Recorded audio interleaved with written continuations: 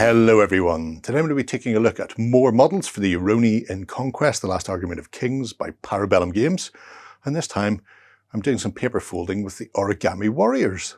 Okay then, the Origami Warriors for the Yoroni. They say the pen is mightier than the sword, but I wonder how paper will fare in that combat. On the back you can see some detail along with background about the Origami Warriors themselves. Fallen comrades. So these are paper warriors that are infused with the spirits of multiple lesser Yoroni. So sort of a amalgam golem put together.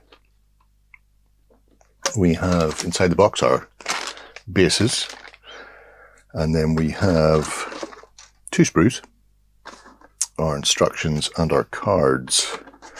So we'll start with the paper. There are two mews for their ideal cards, and our assembly instructions are just for your three Origami Warriors. So troop 1 can be made as either a leader or a regular trooper. Post 2 and post 3 do not have any options. Oh no, we do. A little optional head there and optional fan slash sword. So what about post 2? It didn't look like it had anything. No. Unlucky post 2. You must remain as you are. Okay, relatively straightforward.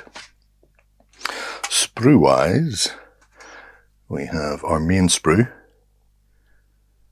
which as you can see are a lot of very complete pieces, very angular with that crushed paper look. Everything is numbered, so it should be relatively quick to assemble because we're not looking at a huge amount of pieces here. A lot of the torsos are 1 or 2 pieces just to get all of that body into position. So we have our smaller sprue, which contains the pieces for presumably our leader, including the helm.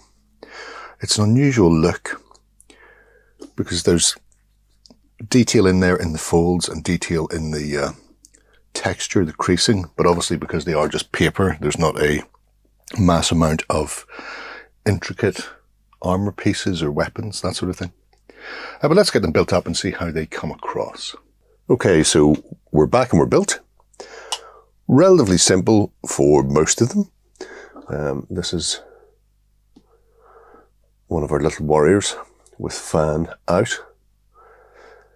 Because of the nature of it, because it's meant to be folded paper, there's an awful lot of very hard edges, which in most cases is grand because it allows you to hide the joins of the build within an actual crease. So you can see here that fold in the pants that goes up and down is where one of them is. So over a round or an organic material, this is actually one of the neater kits in the world.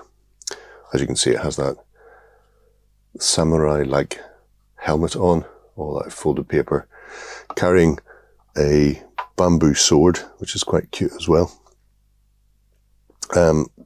There is a little bit of posability in the arms, but I would suggest putting the, I suppose you would call them paper pauldrons on first before you start repositioning stuff like the head and the arms, because you may find that they clash.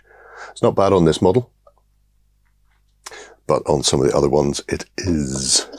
So for example, this is the unit leader, and I chose to use the leader arms but the trooper head because I really like that broad wicker hat, sunshade, whatever you want to call it. And obviously because it's got the fan up there, you want to make sure that you don't clash with the big hat if you choose to do this. In game terms, a lot of attacks.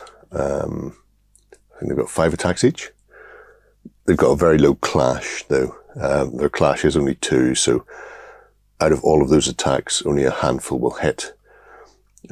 They do have the option of being fielded as a fully origami unit, in which case they'll get Vanguard. They get a bit of a sweep up the battlefield, blown further along by the papery nature, which is nice. And they also have lethal demise from their paper cuts. So if anybody wounds them in melee, then they will take an automatic hit back on their front. So it can make them a very interesting proposition for your opponent to remove, being a brute unit that's a little bit damaging in return as well. This is the only one I had an issue with. This pauldron. It has an unusual join point under it, and I'm not entirely certain I've located it properly on its shoulder. However, it's impossible to tell that it may be incorrectly located, so make of that what you will. But this was the only one that was a bit iffy for me. Just the 2 sections that joined together just didn't seem to quite marry up, whatever way I twisted or turned them. You can see he's got a little paper dagger to go with another bamboo sword as they bop people together. So very recyclable, which is good.